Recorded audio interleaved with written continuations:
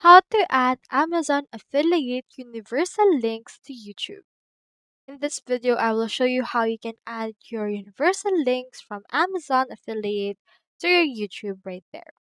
First things first, just head over right here to your studio.youtube.com. So it's actually free to add a link into your own YouTube video.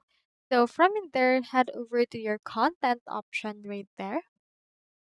And then just choose right here a video that you want to add it with. For example, let's choose in here this and click onto this pencil icon that we can see right there.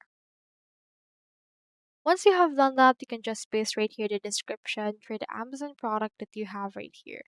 So you need to make sure that these external links are clickable. You need to complete a one-off verification from there.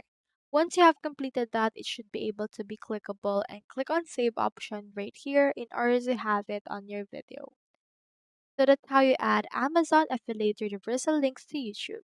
And I hope this video helped you, and if it did, feel free to like and subscribe.